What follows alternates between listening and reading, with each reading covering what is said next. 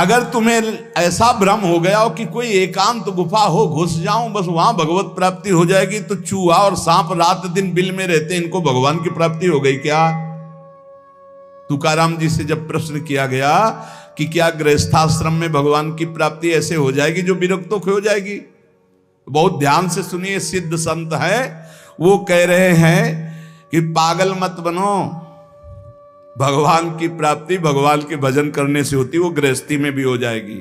अगर तुमको लगता है कि वन में रहने से भगवान मिल जाते हैं, तो हिरन को मिल जाते, खरगोश को मिल जाते, बाघ को मिल जाते, सब ब्रह्म प्राप्त हो जाते।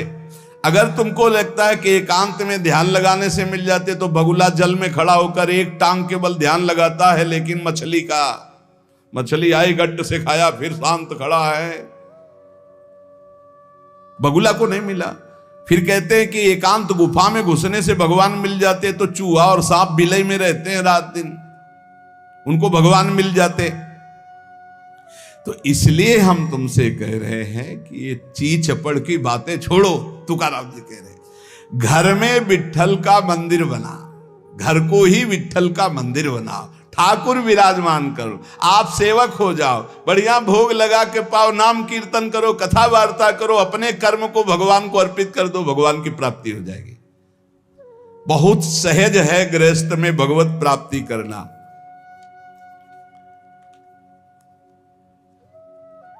हम तुमसे पूछते हैं, जो लोग सोचते हैं अन्न नहीं खाएंगे तो भगवान की प्राप्ति हो जाएगी,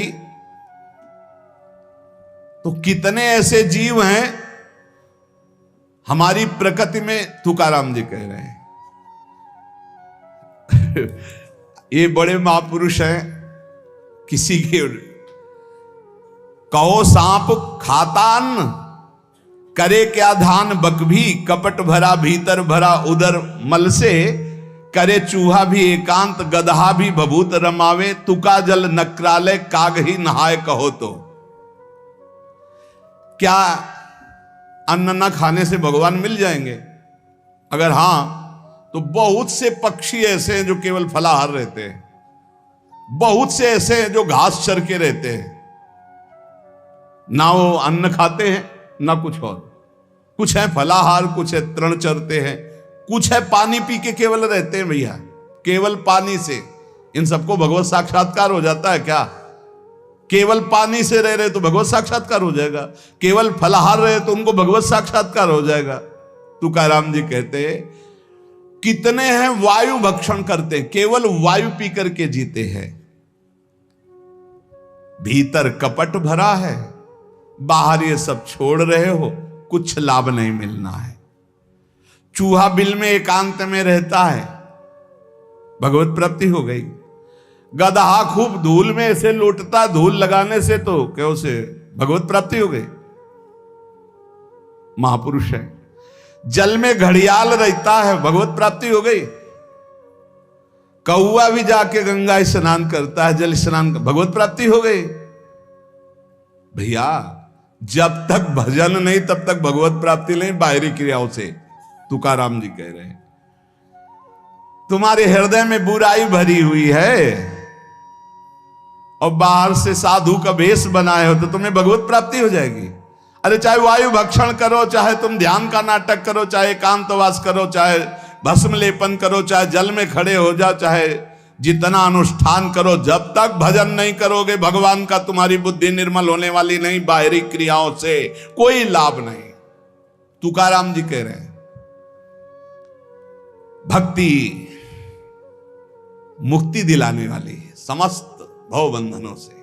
रात दिन अपने प्रभु का नाम जप कर रहे, चिंतन कर रहे। एक गृहस्थ आए थे, बहुत अच्छी स्थिति, नेत्रों में नेत्र मिला के जब बात किया तो बड़ा संतोष। जब जाने लगे तो कहा 1 मिनट रुको, इसे मुख पे बड़ाई नहीं करनी चाहिए, पर आप सावधान रहना, बहुत अच्छी स्थिति, संभाल के निकल जाओ।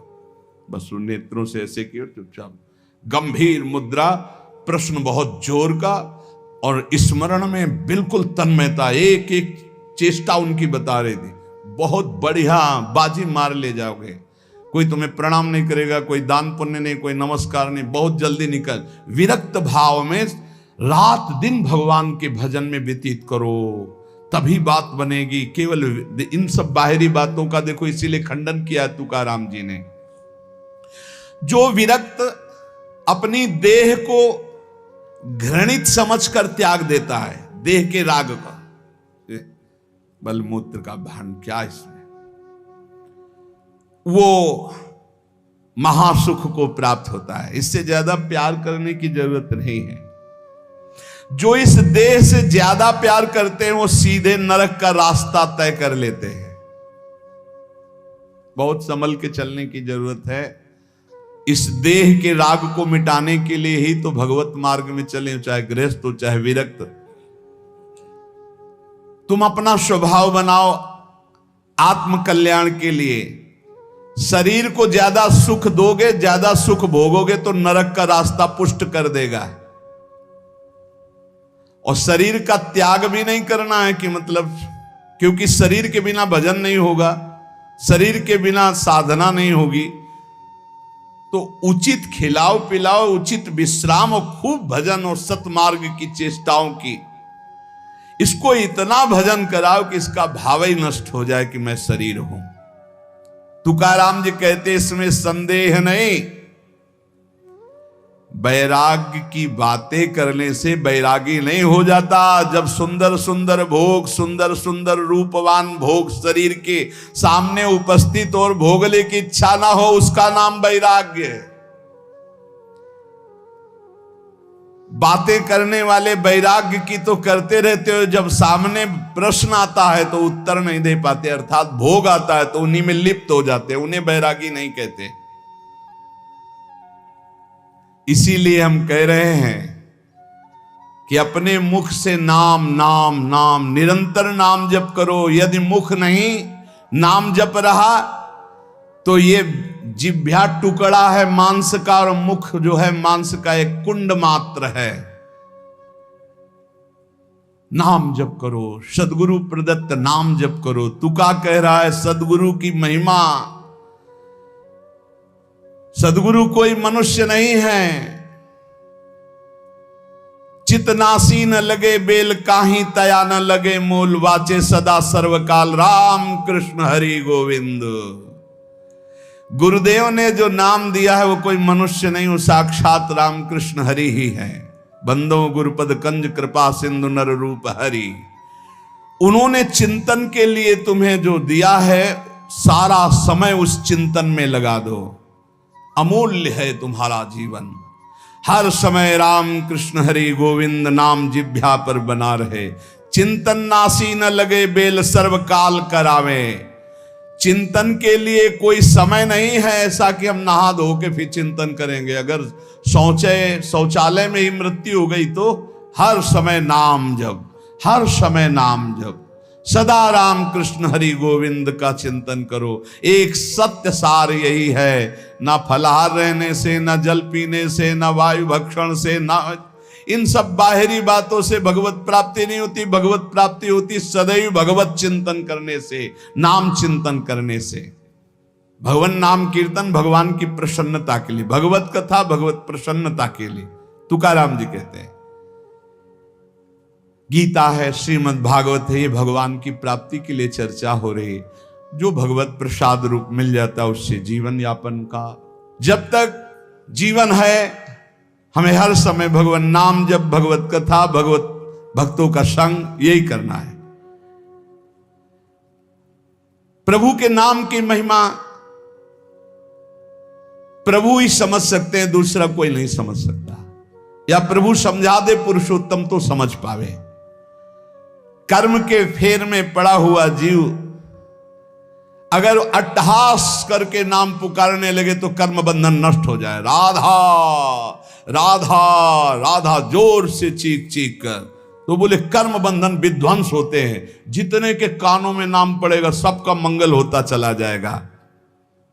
तुकाराम जी कहते जो मैं कह रहा हूं उसे सुनो। मैंने इसलिए कहा कि आप नाम को और कथा को बेचो मत, क्योंकि ये रहस्य की बात है। इससे श्री कृष्ण अधीन हो जाते हैं। विठोबा का नाम, विठोबा की कथा विठोबा को अधीन कर लेते हैं। महापुरुषों के वचन समझने हैं। जैसे सत स्त्री के अधीन उसका पति हो जाता है, उसके आचरण, उसका व्यवहार अपने पति को अधीन कर ले, ऐसे सद्भक्त भगवान को अधीन कर लेते हैं। यहां तुकाराम जी भगवान की अधीनता के लिए कह रहे हैं, तुम अपने परमार्थ को खो मत। तुकाराम कह रहे हैं धन के अधीन हो जाना, काम के अधीन हो जाना, नरक की यात्रा करना है। इसलिए विठोबा के अधीन हो जाओ, रात दिन नाम कीर्तन करो, तुम्हारी वांछा पूर्ण हो जाएगी, तुम्हारी मनोकामनाएं पूर्ण हो जाएंगी।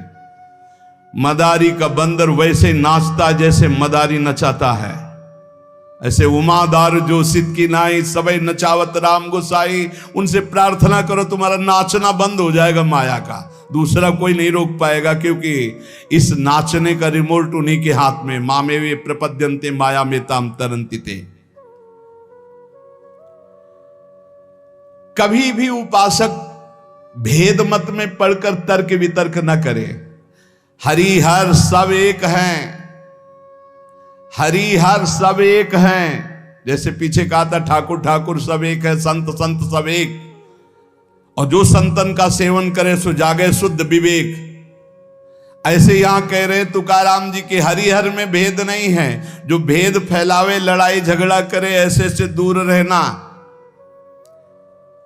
मिठास में चीनी है, चीनी के खिलौने बने हैं, एक सवार बना हुआ है, एक घोड़ा बना हुआ है, दोनों में चीनी क्या कम है क्या?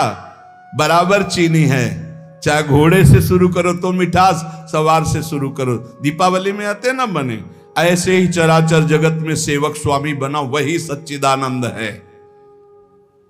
हरिहराम भेद नाही नका करुम वाद, एक एकाचे हृदयम गोडी साखे रेचे ठाई। जहां हरिहर में कोई भेद करके निंदा करने लगे, वहां से कान में उंगली डाल के चल देना चाहिए। एक ही ये परम तत्व है। ये झूठ मूठ अज्ञानी जन बहस करते रहते हैं, इनके हृदयों में बिल्कुल भगवदानंद की मिठास नहीं है, इनकी बातें नहीं सुननी चाहिए। भेद करने वालों की दृष्टि में जो माया का पर्दा लगा हुआ है, भक्तों की दृष्टि में वो पर्दा नहीं होता, वो बेपर्द देखते हैं कि सर्वत्र एक ही भगवान विराजमान है। जो सर्वत्र एक ही भगवान विराजमान ऐसा मान लेते हैं, उनके आगे पीछे दाएं बाएं भगवान की रक्षा शुरू हो जाती है। ध्यान रखना, जो सर्वत्र अपने भगवान को देखते कि सब रूपों में मेरा ही भगवान है, तो कह रहे देवु उभा मांगे पुंडे उगवी कोंडे संकटा। कोई संकट उसे छू नहीं सकता, चारों तरफ से भगवान की सुरक्षा रहती है उस भक्त के जीवन में। विश्वास करो इस बात पर, चारों तरफ से भगवान सुरक्षित रखते हैं।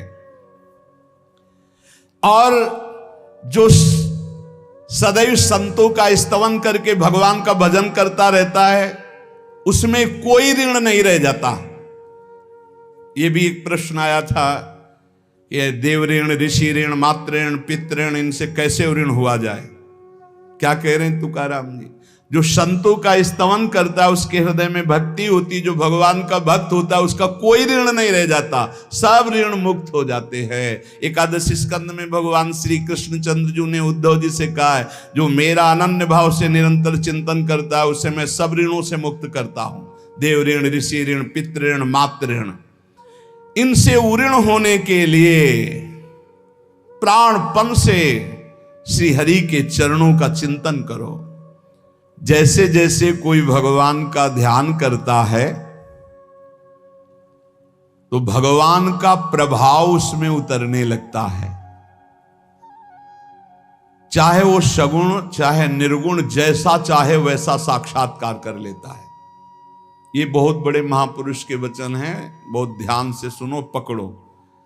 तुम्हें किसी के आगे घिघियाने की जरूरत नहीं, भगवान का स्मरण करने की जरूरत है, भगवान का ध्यान करने की जरूरत है। जैसे जैसे कोई भगवान का ध्यान करता है, तो भगवान के सब सद्गुण उसमें आने लगते हैं। चाहे वो सगुण साक्षात्कार करना चाहे या निर्गुण साक्षात्कार, उसमें योग्यता आ जाती है। म्याणे विठ्ठल ब्रह्मो नवे त्वाचे बोलो नाई कावे, महाराष्ट्र भाषा में कहते हैं मेरे तो सर्वस्व ब्रह्म विठ्ठल भगवान है, तुकाराम जी कह रहे हैं। अब मुझे किसी की बात सुनने की जरूरत नहीं है कि ब्रह्म कौन है, मेरे तो विठ्ठल ब्रह्म है। जो वाणी से अगम्य है मैं उसकी स्तुति क्या करूं, वेद भी जिसकी नेति नेति कह के चर्चा करते हैं मैं उसकी क्या चर्चा कर पाऊं। पर मेरी वाणी को नशा हो गया है उनकी चर्चा करने का। आहा, मेरी वाणी को नशा हो गया, बिना उनकी चर्चा किए, बिना कीर्तन किए, बिना गुण गाए हमें चैन नहीं पड़ सकता। कोई ना हो तो ठाकुर जी को श्रोता बना के सुनाने लगो, ऐसा नशा होना चाहिए। सुनो, अपनी चर्चा आप ही सुनो, ठाकुर जी के सामने बैठ जाए और वाणी लेकर उन्हीं की चर्चा उन्हीं को सुनावे। संसारिक आदमी कर्मेंद्रियों से प्रेरित होकर कर्म करता है, वासना से प्रेरित होकर नाना प्रकार के सुख दुख भोगता है। पर हम कायिक, वाचिक, मानसिक केवल अपने विठ्ठल के लिए कर्म करते हैं, ये बात समझो। संसारिक आदमी कर्मेंद्रियां भाग रही भोगों की तरफ, कर्म करता है, पाप या पुण्य, सुख या दुख भोगता है। लेकिन भक्त कायिक, वाचिक, मानसिक अपने प्रभु को सामने रख करके चेष्टा करता है और उसका कोई ठौर ठिकाना प्रभु के सिवा कोई है नहीं। और प्रभु आनंद सिंधु है, वो हर समय आनंद में मस्त रहता है। कहीं किसी और का प्रयोजन नहीं रह गया है। तुकाराम जी के सब जगह विठ्ठल तू ही तू मुझे दिखाई दे रहा है। तन, वाणी, मन ये सब तेरे चरणों में अर्पित हो चुके हैं। भगवान अब मेरा कुछ नहीं बचा, केवल आप ही मेरे बचे।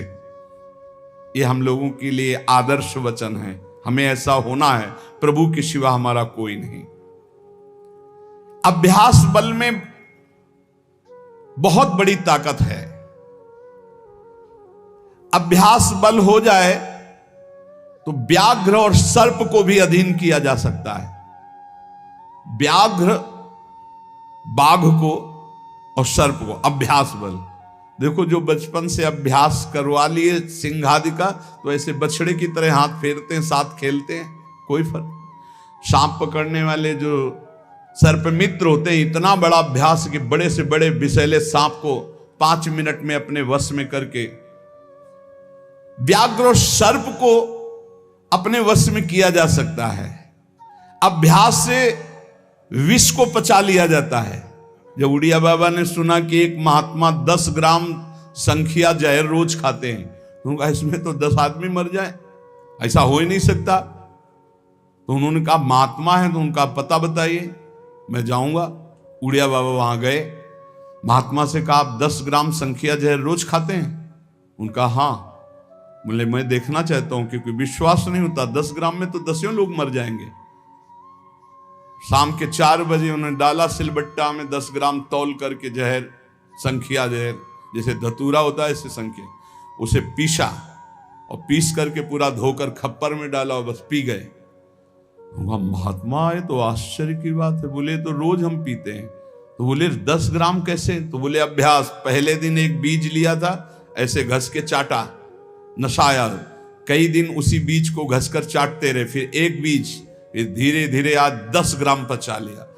तुकाराम जी कह रहे हैं अभ्यास का बल करे तो व्याघ्र और सर्प को वश में कर ले। तो मन को वश में नहीं किया जा सकता, इंद्रियों को वश में नहीं किया जा सकता, अभ्यास से किया जा सकता है। अभ्यास योग युक्त ने चेतसा नान्यगामिना। अभ्यास से हम विष को पचा सकते हैं। अगर हम रोज भगवत कृपा से अपमान को पचाना सीख जाएं तो बड़े से बड़े अपमान को भी, निंदा को भी मुस्कुराते हुए सह सकते हैं। अभ्यास से वेदों का अर्थ समझ लिया जाता है। वेद पाठ का अभ्यास करो, धीरे धीरे वेद अर्थ समझा। इसलिए कुछ दुष्कर नहीं है, तुम अभ्यास में आओ। मेरा भजन में मन नहीं लगता, अभ्यास करो। अभ्यास में तुम जितना आगे बढ़ोगे उतने उच्च अवस्था को प्राप्त हो जाओगे। अभ्यास में बहुत बड़ी दम है। अभ्यास एक एक कदम बढ़ाते चले जाओ। अभ्यास, एक एक इंद्रियों पर विजय प्राप्त करते चले जाओ। अभ्यास असाध्य को भी साध्य कर दे। इसका कारण तुका कहता है कि अभ्यास भजन का कर लो तो आप सिद्ध हो जाओगे। अभ्यास से सब कुछ हो जाता है।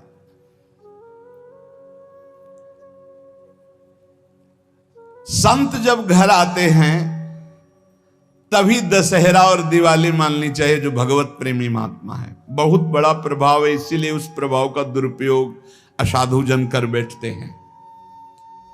मूर्तमान परम पवित्रता और तीर्थ चलकर आज आ रहा है, ऐसा अनुभव होता है जब संत आते हैं। आज ही दिवाली दशहरा श्री साधु संत आले घरा, तुकाराम जी कह रहे आज ही हमारी दिवाली और दशहरा हो गया, क्योंकि भगवत प्रेमी महात्मा हमारे घर पधारे या भगवत प्रेमी महात्मा का सानिध्य मिला। साधु संत एति घरा तोची दिवाली दशहरा, हमारे लिए उत्सव है जब भगवत नाम जापक भगवत प्रेमी महात्मा आए, उनका चरणोदक लिया, उनकी वंदना की और बैठ करके उनसे हम भगवत चर्चा की। ऐसे जो भक्तजन हैं उनके संग का परिणाम क्या होता है कि भगवत साक्षात्कार के लिए छटपटाहट पैदा हो जाती है। जैसे जल से मछली को निकालो तो विकल होकर तड़पने लगती है। जीवना वेगली मासूली तुका तैसा तलमली, जैसे जीवन के लिए मछली जल के लिए तड़पने लगती है, बाहर हटा दो, ऐसे सत्संगी का जीवन तड़पने लगता है भगवान की प्राप्ति के लिए। तभी माना जाएगा सत्संग हुआ है। सत्संग का ये फल है। बड़े भाग पाइप सत्संगा, बिना प्रयास होई भवभंगा। संत आधि देवा मग, अगर एक तरफ बड़े बड़े देवता खड़े हो, एक तरफ संत खड़े हो, तो पहले आराधना किसकी करनी चाहिए? तो बोले देव सरावे परते संत पुजावे आरते। पहले संत सेवा, बाद में देव पूजा। जैसे लब्ध्वा जन्म मर प्रार्थ्यम मानुष्यम, ये मनुष्य जन्म जो प्राप्त हुआ है इसकी सार्थकता भगवत प्राप्ति है। ये देव आराधन से नहीं होगी, ये संत आराधन से होगी, जो भगवत प्रेमी महात्मा है। नरदेह का ऐसा ऊंचा स्थान है कि इससे ब्रह्म सायुज्य प्राप्त कर सकते हो, जो अत्यंत कठिन है। नरदेह की स्तुति बड़े बड़े देवता करते हैं, इसलिए तुम्हें वही नरदेह प्राप्त हो गया है। तुकाराम जी कह रहे हैं तुम सच्चिदानंद पदवी को प्राप्त करने के लिए सच्चिदानंद में डूबे हुए किसी संत महात्मा के मिलन की आकांक्षा करो। भगवान से प्रार्थना करो कि मुझे अपने प्रेमी संत का सानिध्य दे दो। उनकी कृपा दृष्टि से आपका मार्ग खुल जाएगा सायुज्य मोक्ष का। इस लोक को देखो, लोगों की क्या दुर्दशा है। देह मिलने पर भी क्या धन्य हो रहे हैं क्या? नहीं। तो जो विट्ठल के दास हुए वही धन्य हुए। जो विट्ठल विट्ठल ऐसे कहते आयु व्यतीत कर रहे हैं, वही सच्चिदानंद पदवी को प्राप्त होते हैं।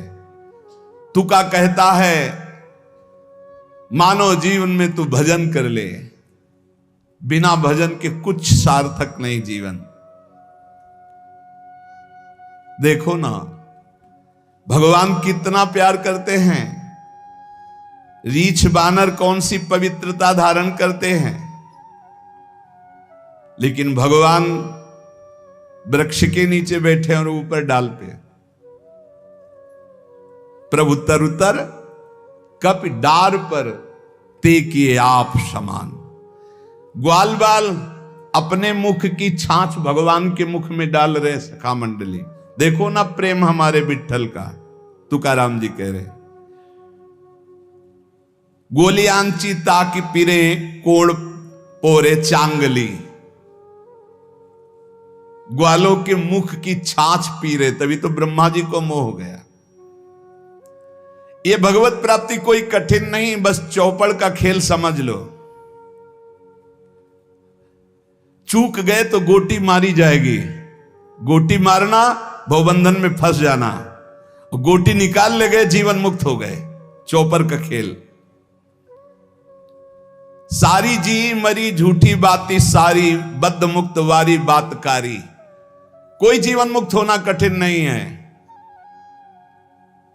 लूडो का खेल, चूक गए तुम्हारी गोटी मार दी गई, और सावधानी से अपने अंक को गिनकर गोटी को बचाते हुए निकल गए, जीत गए, जीवन मुक्त हो गए।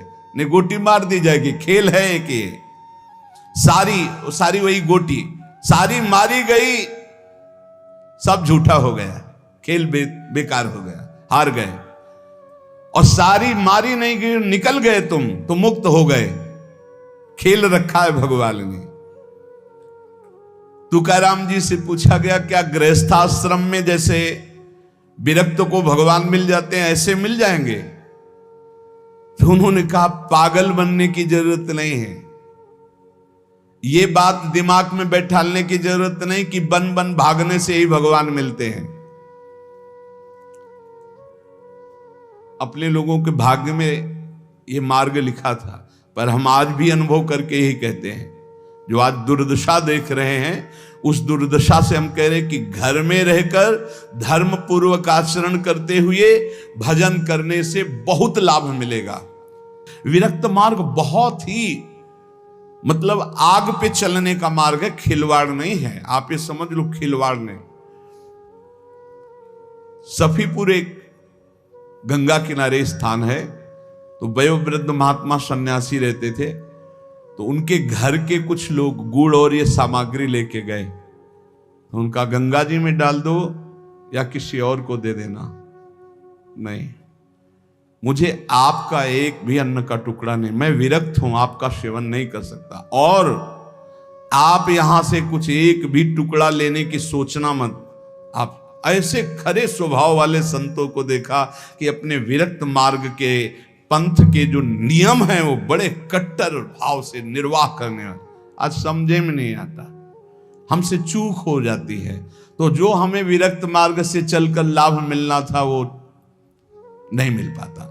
श्री तुकाराम जी कह रहे हैं, वन में यदि भगवान होते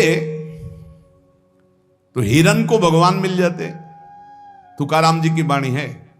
खरगोश को मिल जाते, बाघ को मिल जाते, ये सब भगवत प्राप्त हो जाते। देखो, जब आनंद मिलेगा तब मन पंगु हो जाएगा। जैसे भौरे में बहुत बड़ी ताकत है कि चाहे जितना मजबूत काठ हो, वो बड़े मौज से खेलते खेलते उसमें छेद कर देगा।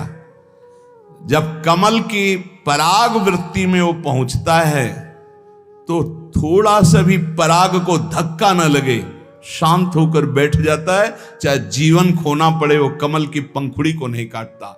ऐसे उदाहरण दे रहे, ऐसे ही तुम्हारा मन तब तक उद्दंडता करता रहेगा जब तक भगवत सुख नहीं मिलेगा। और जिस दिन इसे आनंद मिला, भगवद आनंद, ये बैठ जाएगा, इसका अस्तित्व खत्म हो जाएगा, ये बैठ जाए। निज सुख बिन मन होई कि थीरा, बिना आत्मानंद का अनुभव मिले मन स्थिर नहीं होगा, शांत नहीं होगा, विश्राम नहीं पाएगा। भौरे का दृष्टांत देकर के मन को समझा रहे कि मन भौरा है, भटक रहा है विविध भोगों में, बड़ा मजबूत है, बलशाली है, लेकिन ये तभी निर्बल बनेगा जैसे भौरा कमल में आ जाता है तो वहां अपना बल खो देता है। ऐसे ही श्री हरि चरणारविंद, हरि नाम, भगवद आश्रय, भगवत भक्ति, इसी में मन आनंद को प्राप्त होगा। तो आपको कहीं भागने की जरूरत नहीं। आपने सुना कि जंगल में भागने से क्या होगा, जल पीने से क्या होगा, फलाहार रहने से क्या। शांति से अपने घर को ठाकुर जी का मंदिर मान लो, खूब नाम कीर्तन करो, भगवत चर्चा करो, भगवान का सुमिरन करते हुए जीवन व्यतीत करो। इधर भी सुखी, परलोक में भी सुखी। किसी से आशीर्वाद मांगने की जरूरत नहीं, दौड़ने भागने की जरूरत नहीं, हाहाकार मचाने की जरूरत। ये बहुत आनंद का जीवन है मानो दे। बस सुलझ जाओ, शांत हो जाओ, जहां तुम हो वहीं सब ठीक है। जो मिल जाए, रूखा सूखा फल है, अन्न है, जल है, जो मिल जाए, प्राण पोषण करो, भगवान का चिंतन करो, सद आचरण करो, बड़ा आनंद में जीवन होगा। लेकिन आनंद से जीने के लिए असद आचरण करते हो, पापाचरण करते हो, आनंद की खोज में। कहां पापाचरण में आनंद है? इसलिए सद आचरण में आ जाओ, भगवद आश्रित हो जाओ, खूब नाम जप करो। भगवान मंगल भवन है, इस गेम से निकाल देंगे। बहुत बड़ा एक गेम है, बहुत बड़ा गेम है, जीतते जीतते हार जाओ।